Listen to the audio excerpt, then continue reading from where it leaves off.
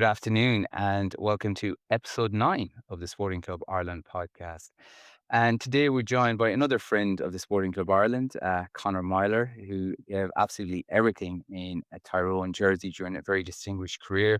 He's too many accolades to read out, but All-Star being one of the standouts, All-Ireland champion. He's a Sigerson in there, many Ulster titles and under 21. He battled through adversity throughout his career, coming back from a serious injury. But what interests me, and maybe most business people about Conor, is how he, during his playing career, was continuously studying, building VEYO, and he's a very interesting and inspiring story, and a man I'm looking forward to talking to. Welcome, Conor. How are you, sir? I am good. Still, still juggling things as you're saying it out loud there. I don't know how I managed to juggle the studying and the business and playing when I did. It's probably something that I'm still managing. Is that like I think you can do anything well if you do it like you have a narrow vision of what you want to do and you put intensity to that. It's when you start trying to spread yourself and you start trying to do three or four or five things well, that's where it can get caught. And even just reflecting there, I think football was going well whenever it was the main priority, and then it certainly gets trickier whenever you start prioritizing other things. But uh, nice life lesson to start things off. No, and a good one it is because I find myself doing the same. Trying to do five things well is very difficult, and if you do narrow the focus on that one thing, you generally do that thing pretty well. So, how are you finding the transition out of intercounty football? Look, you've been retired now a little while. You've done a bit of punditry. You've got VEYO. Look, it looks like you have a lot of exciting stuff going on. You were studying. I think you completed that recently. So, how's that transition been? How is life looking for Conor Meyler at the moment? The transition's been tough enough, to be honest. And I'm not gonna put it up. Like I would still be playing football if I physically could, Hmm. and it would certainly hinder studying, business, relationships, life outside it. But those were things that I was willing to, put aside for football. So I've benefited a lot in all of those areas, but I don't think there's anything that scratches the itch of actually playing and having a ball in your hands. Plus, I enjoyed the training. I actually really did enjoy the training. I enjoyed the buzz of it. I enjoyed being competitive. I enjoyed having something that you were good at that you could compete against other people at. And then obviously the intensity of getting ready for big games.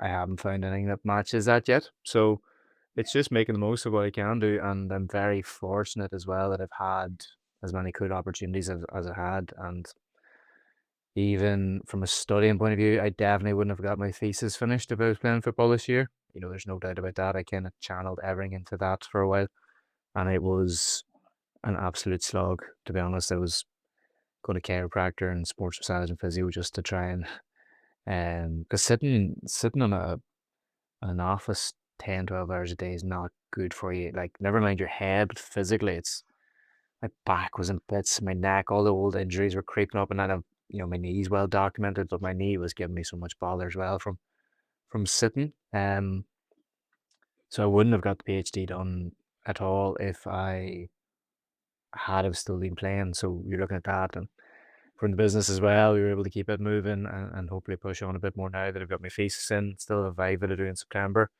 But then I've been able to enjoy other opportunities in life as well. Just um, with other opportunities with my girlfriend, I'll get to Scottish Open now for 2 days. I'll went to Dubai in December for a week for the Dubai Sevens. Like I was trying to say yes to a lot of cool things that were coming up. Things that you probably would have said no to.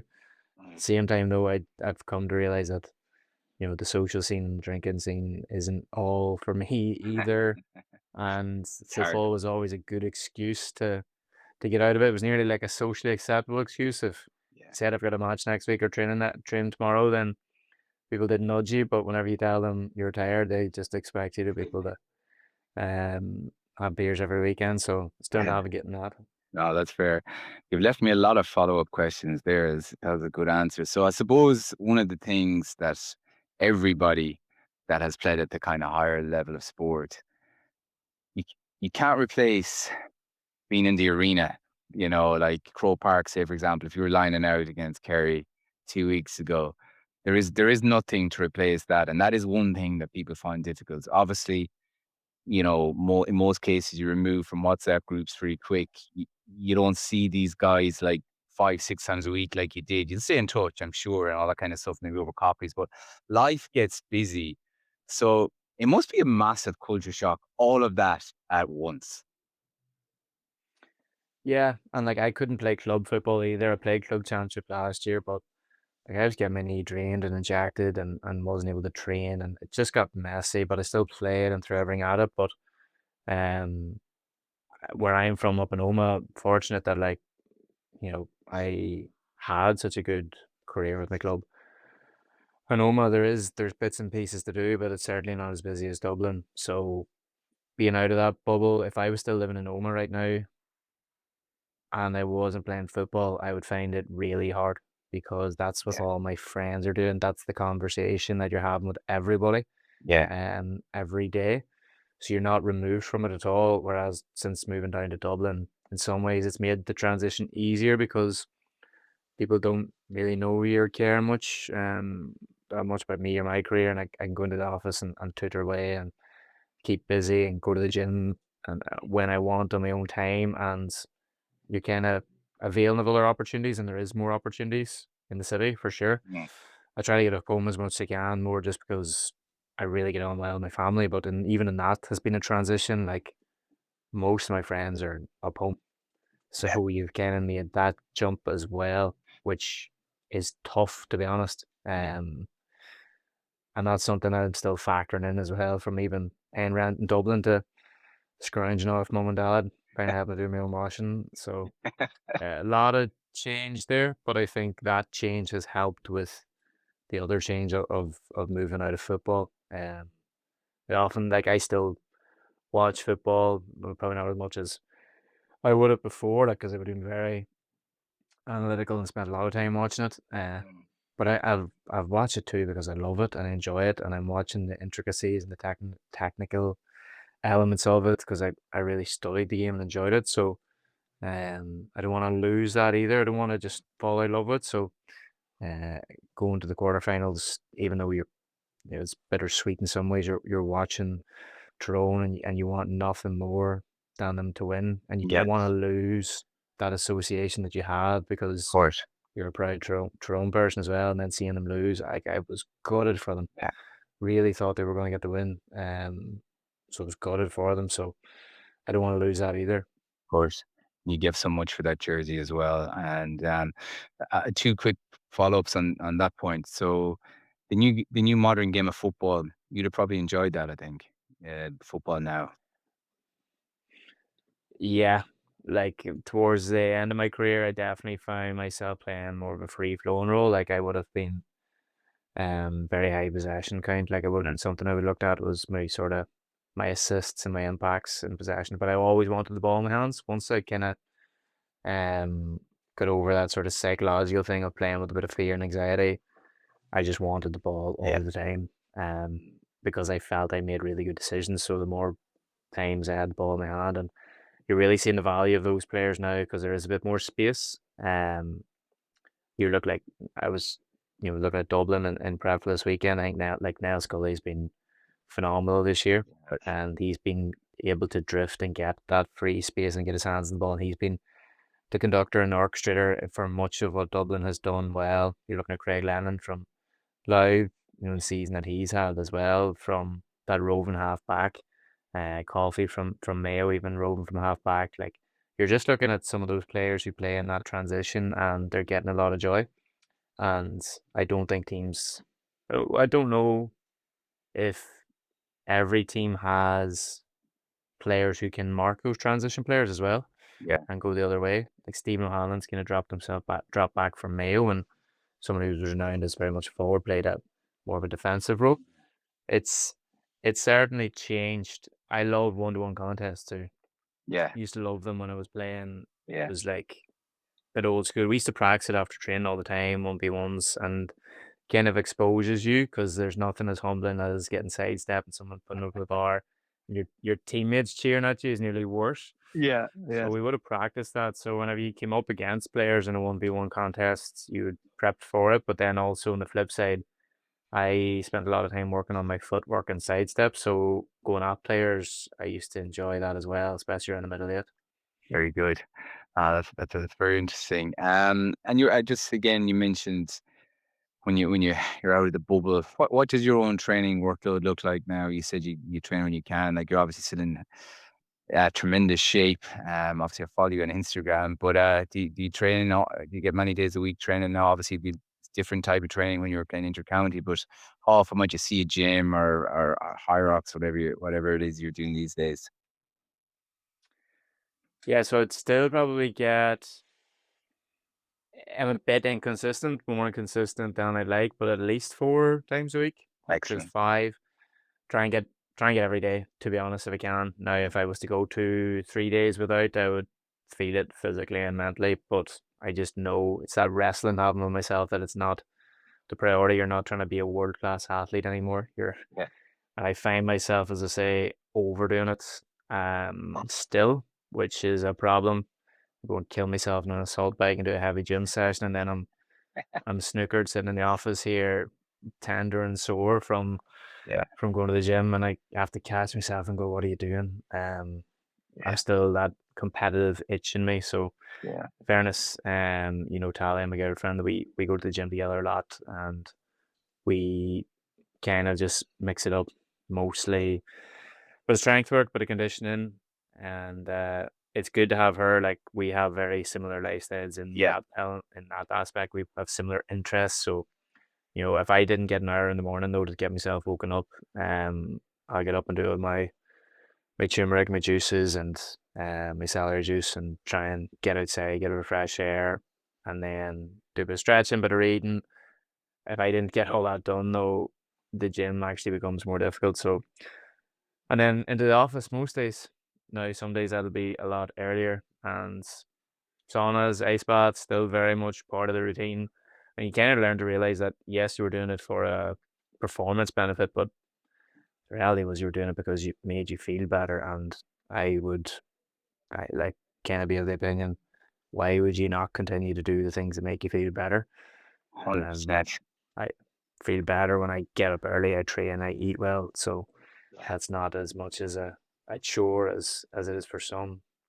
Yeah, and you don't even have to be an intercounty athlete to feel that have those traits because any day you get to the gym, you feel better. Any day you have a nice bath or a sauna, you feel better. And obviously, I've been talking to you for quite a while now.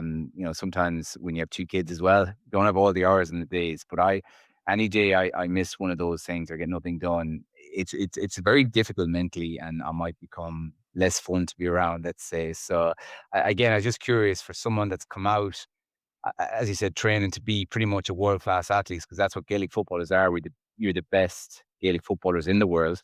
What it's like to move on, and obviously Talia again, who's been a very great friend to the sporting club, and kind enough to grace her presence at a couple of our events.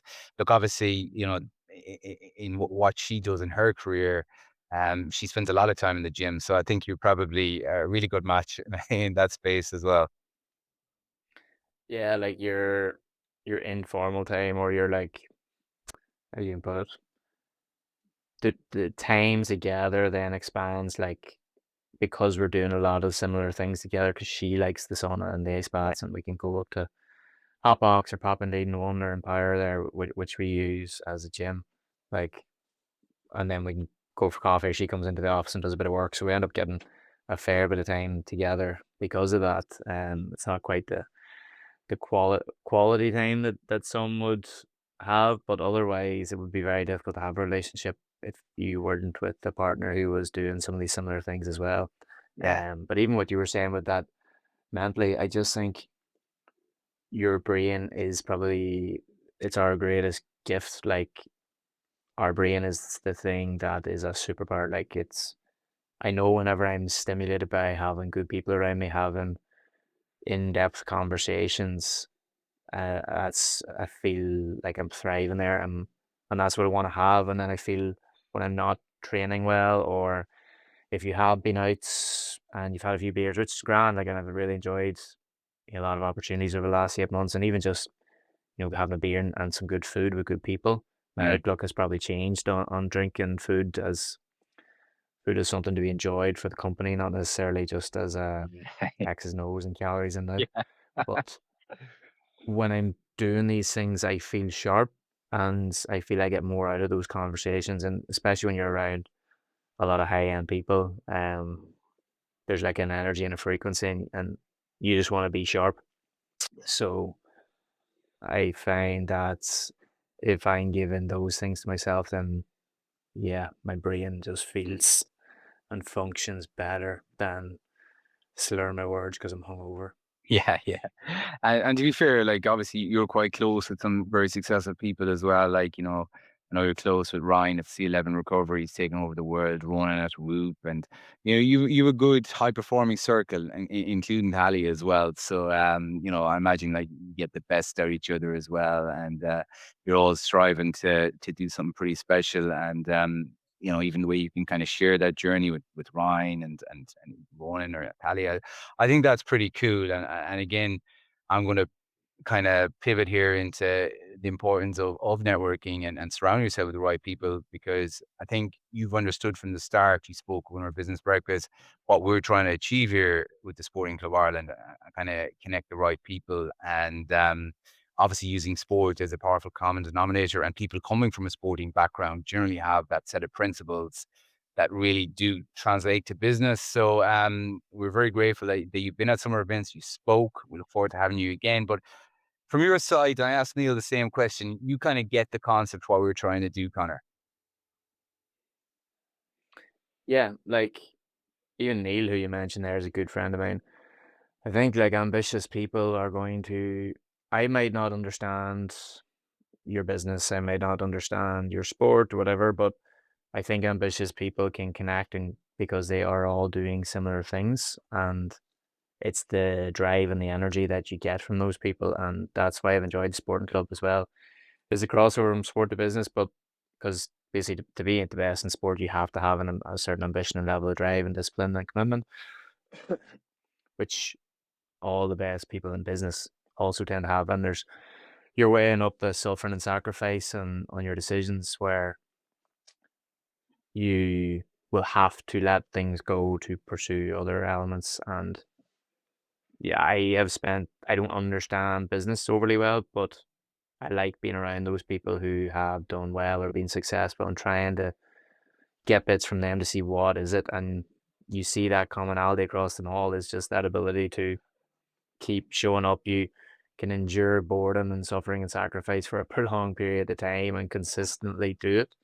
And when you hear the same messages from the same people, like regardless of what their area or field is, it certainly leaves clues. But you think so much of us are products of our environment and the people we surround ourselves with. So being around other people who want to move the needle and also want to just better themselves is always worthwhile. And that's why I've enjoyed all the sporting clubs I went to, and hopefully I can get to the Lewis Moody one because I know that'll be a cracker. But even after the Johnny Sexton one, like I followed up with Johnny and had a coffee because again, you're just asking questions to someone who's lived and done it at the highest level.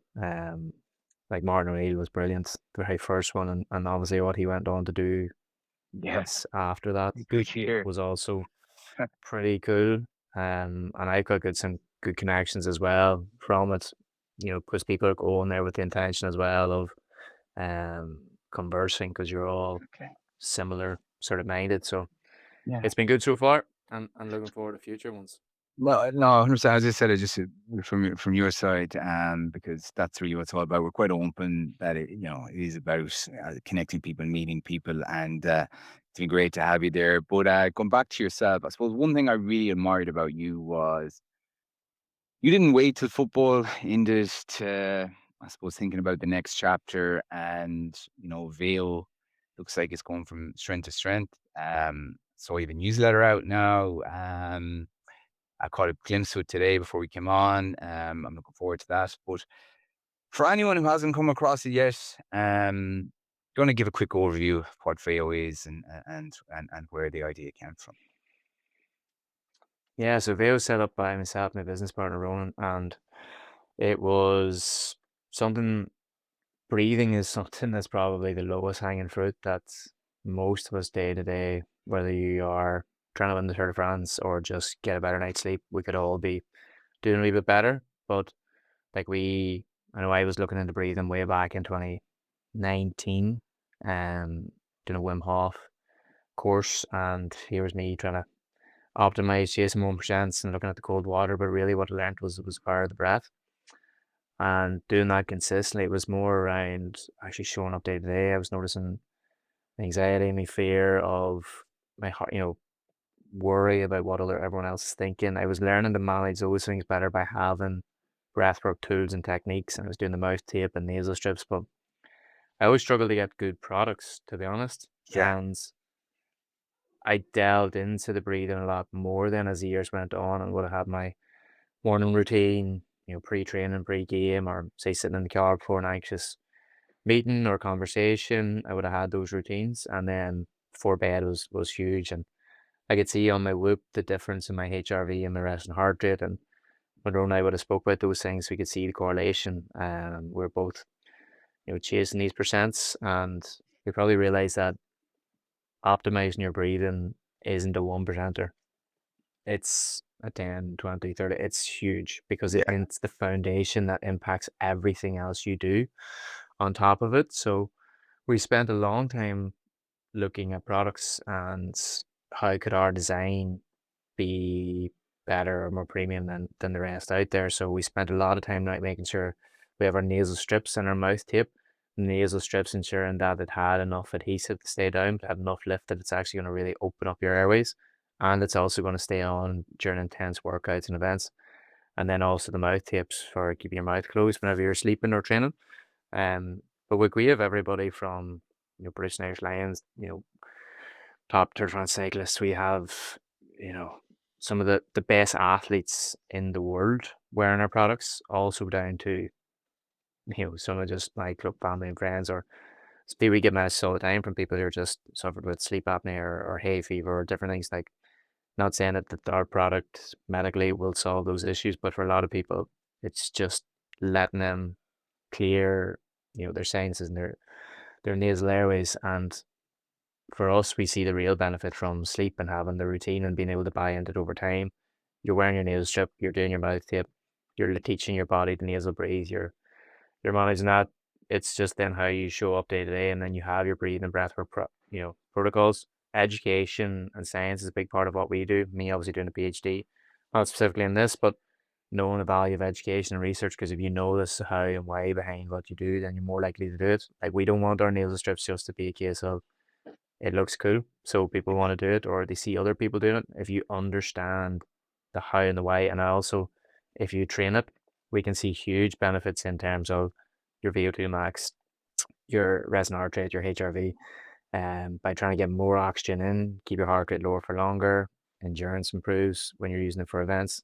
But again, if it's like if you aren't looking at the other areas of your life of your stress management, your food, all these other areas, Yeah. how much you're training, it's not going to save your life that way. But I think for buying into a breathing protocol technique and using the products will really enhance it. And things have been flying. We're just moving from strength to strength, and retail is the next big thing. So And if you've anyone in your network who can help us get into a few pharmacies, then you let us know. actually, we'll talk about that immediately after. Um, yeah, no, genuinely. But honestly, right. So I've been obviously wearing your products now for a while. Um, you give me quite a bit, so I'll order again soon. I need to order the mouth tape, but anxiety was something that's only come into my life probably since I had kids, and obviously since you're trying to grow a couple of startups. So I didn't know what anxiety was, but I've found out very quickly how important breathing is and breathing techniques. And I asked you for some advice on this, and you sent me on some stuff because, as I said, when you're coming across anxiety for the first time, I thought I was having a heart attack. And so I used some of the stuff you did. My Whoop scores have been better ever since I started using VEYO. So this is not an ad. This is obviously, this is why you're going from strength to strength. So I think it's an unbelievable product. I'm looking forward to trying the mouth tape. Hope you get into retail soon. And look, it's brilliant. And even like Gary Fox yesterday, I saw him. It wasn't an ad. He was, and most things he does are ads. So he was giving your product a shout out. So look, you're everywhere, and it's great to see. I love to see people doing well. You are doing well, and you're it's the fact you're a top guy helps. But yeah, look, it's brilliant. Everyone should try VEYO that hasn't, and hopefully it does go from strength to strength. Now, I know you're under time pressure.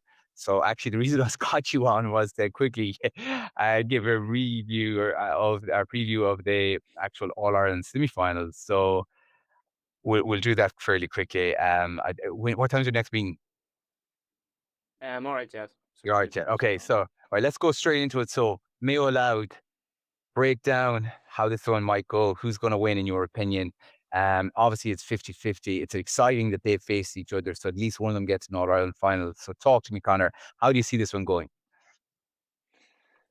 It's so funny what changes in a week. Like a week ago, if you had have told me to predict, I would have said Kerry Mayo, and that has completely flipped as we get closer to the game. I actually think we might see an upset, and Dublin might beat Kerry, and Louth will beat Mayo. Now the Louth Mayo one's probably a lot closer in people's estimations. I just think they haven't got enough credit for what they've done really in the last 2 years. They have been unbelievable. And you look at what they've even done this year, like they beat Tyrone and Derry in the league, who they initially maybe weren't expected to in Division Two. They were a kick of a ball away from getting promoted this year.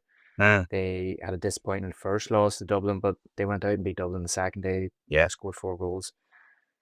They they beat Armagh, which was huge because I was putting Armagh as probably the top, maybe third, fourth in All Ireland contention. Like they were yeah, one of those top 3, 4 teams, and do it the manner in which they did, and then to beat Monaghan with 14 men, really. that Like was incredible. they they've just built up such a belief in their group that they Yeah, can win difficult games, and they're so hard to beat.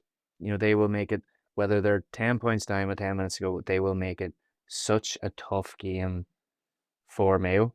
Um, and I still just, it's the young players they brought through too. Like I was going to talk about Sam there. Like Sam would be a good friend of mine, and he's someone I actually really admire because Sam was talking about winning Leinster's when they were in Division Four, mm, and he was that cultural architect in some ways with Mickey Hart and Gavin Devlin when they first came in to say we're going to make a change here. We don't want to be just seen as the wee county anymore. We want to be competing with Dublin, and people thought he was mad. And 4 years ago, 5 years ago, I'd have thought he was mad, but I seen something in him. And when we're talking about the energy of the people you're around, I get great energy from Sam because of his drive and ambition and what he's done. And he's nearly changed his game as well now. So it's yeah, not the center point of playing full forward and he has to kick 110.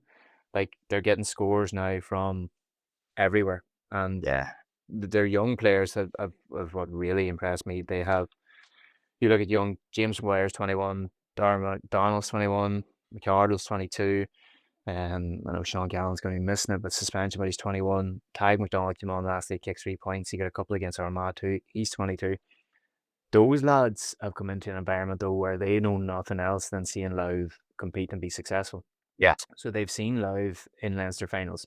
Like they were playing under 20s and making all in finals and seeing it that this is what we do here. Whereas there was a generation before which was tricky for Sam to navigate was he didn't have those people to look at and go, how do I do it? Who do I look up to? When you're the first to do something, it's really, really hard yeah, because you're breaking new ground. Whereas these guys have come in behind and they've been brilliant. And it means then that Tommy Durnan and Casey Burnham, older players, can come on and have an impact without being the focal figure. So I'd make a strong case for Louth. I also think that Mayo were so reliant on that full forward line, 19 points from play last day. They didn't get enough out of their middle eights, but they have potential there. Like Jordan Flynn can score, Jack Kearney can score, Tommy Connery come on, Loftus come on, Ruan come on, can all score. They have more potential in that middle eight to get more from it, but I just think Louth will, and I think Gavin Devlin's a brilliant coach. I think he'll have a really solid plan on how do we nullify Louth or Mayo's full forward line. They will bank back, they'll put cover there. even if Ray O'Donoghue comes out, he will be man marked. Mayo still looks shaky in their defence. I think that Louth could cause them bother, but yeah, Ryan O'Donoghue really dragged him over the line for me against Cork. His leadership, he took on that leadership that we're talking about with Sam Leroy. It was kind of like, give me the ball. I'm going to make something happen. And as you get to bigger games, that's what you need is your senior players. That, we'll get on to Kerry and Dublin, but those senior players, you'll just say the chips are down. We're 3-4 points down. Shit hits fan. Give me the ball. I'm going to make something happen. And even if I get turned over, I put it wide, I'm going to take responsibility. He really is that focal point for them. So if they're going to do it, I think it'll be down to him. But I just envisage Louth looking at the Mayo madness of Mayo wanting to play that fast-paced, sporadic game. They'll be a bit more calm and calculated with it, and try and slow the game down.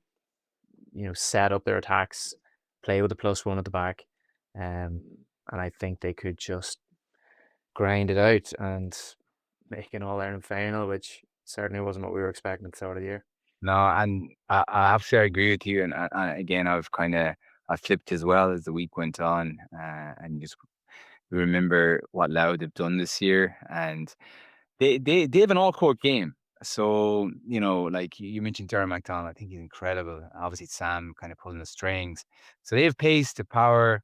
I think they probably have enough in the backs to kind of cause the full forward line trouble. So I think, as I said, they have an all-court game. It'll be very difficult to beat.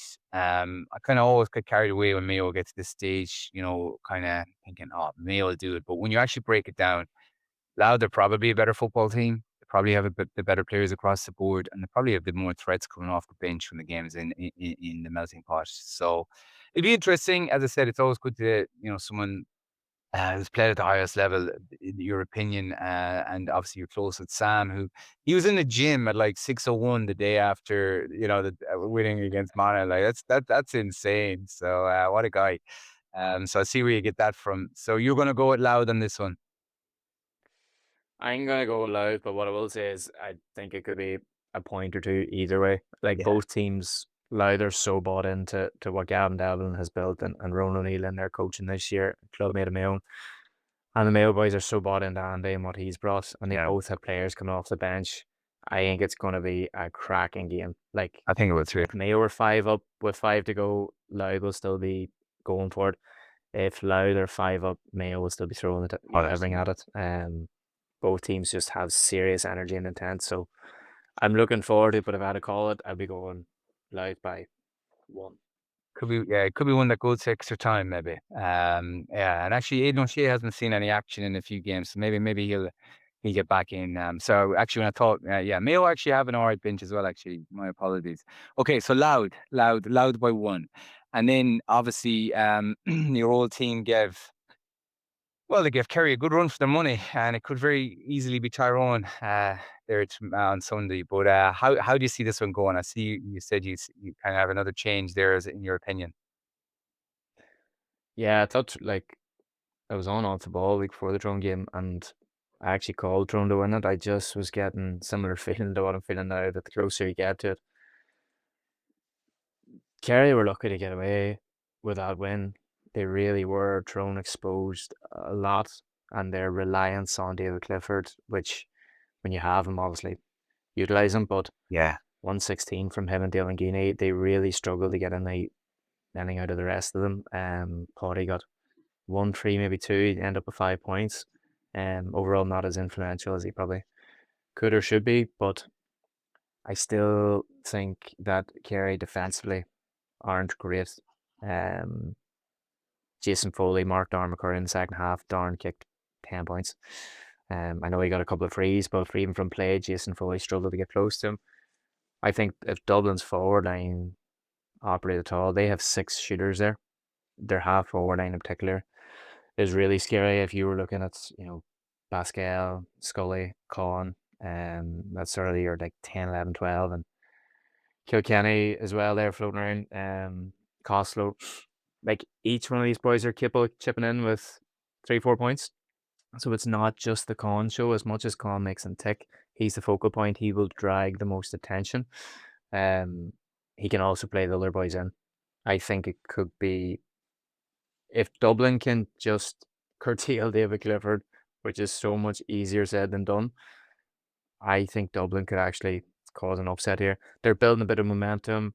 It's a bit of a mad call based on, they were still poor in Leinster, like they just about beat Wicklow. They got relegated from Division One. They probably haven't shown enough consistency, uh, really. But leadership was the big thing that you were questioning with Dublin earlier in the year.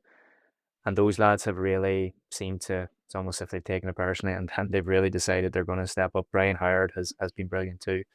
He's really stepped up. And then that's sort of front six have been brilliant.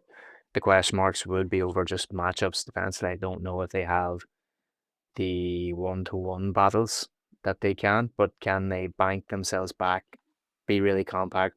They didn't go man-to-man on Rob Finnerty really the last day, I think, and he caused a bit of bother. He let him go. I don't think he can afford to let David Clifford go. No. So does Daly Byrne go toe-to-toe, or does um, Theo Clancy go toe-to-toe, and then you always look for that second man as protection. But there'd be no love lost between these two teams either. Like Oh no. Dublin hit Kerry and Kerry hit Dublin. Like it's, make no bones about it. Kerry will be so animated and so up for it. The thing that would steer you towards Kerry is if Tom O'Sullivan's back in form or back in the fray. Sean O'Shea got game time the last day, wasn't great, but No. he has another game under his belt. Joe Connor and Jim O'Connor are still building, but they've had 2 weeks from the last day. And Kerry are always capable of just putting your lights out because of that quality that they have. If Dublin are sloppy in transition, they lose the ball, they start hitting wide, drop shorts, Kerry could destroy them. Kerry could go and win the game by 10, 15 points. Like they're that good. Um, I can just envisage Dublin making a contest. Dublin will do a better job than Tyrone did pressing the Kerry kick out. If they make it a contest around the middle with Pyro Coffee Burn and Brian Howard, Kilkenny, just winning dirty ball. Like Dublin are going to have to be so up for this game. If they can win dirty ball around the middle, it won't matter that Kerry have David Clifford standing inside because he can't get the ball. It happened in the All Ireland final last year. Donegal dominated the kickouts. So it didn't matter if David Clifford was inside, or you can have Sean O'Shea at centre forward.